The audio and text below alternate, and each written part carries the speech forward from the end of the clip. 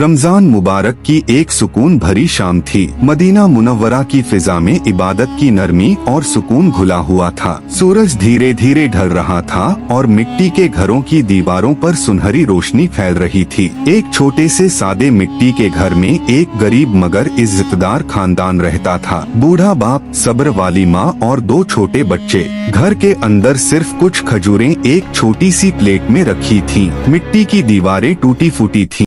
खिड़की से धूल भरी सुनहरी रोशनी अंदर आ रही थी।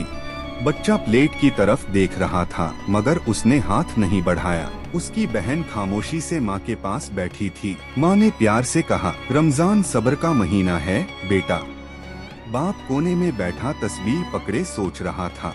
उसकी आंखों में फिक्र भी थी और यकीन भी। उसने धीरे से दुआ की, या अल्लाह हमें अपनी रहमत में रखना। मगरिब का वक्त करीब आया। सब नमाज के लिए खड़े हो गए।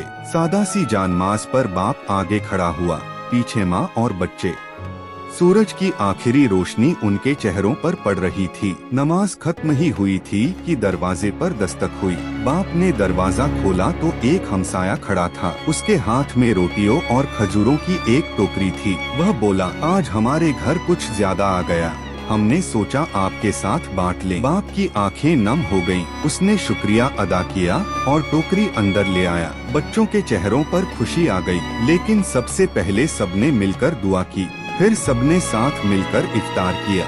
वह सादा सा खाना उनके लिए किसी खजाने से कम नहीं था। रात को जब आसमान पर सितारे चमक रहे थे और घर के अंदर चिराग की हल्की सी रोशनी थी, बाप खामोशी से बैठा शुक्र अदा कर रहा था। उसने दिल में फैसला किया, कल अगर हमारे पास कुछ होगा तो हम भी किसी और के दरवाजे पर दस्तक देंगे। सबक रमजान हमें सिखाता है कि सब्र करने वालों को अल्लाह कभी अकेला नहीं छोड़ता और जिस दिल में शुक्र वही असल में अमीर होता है।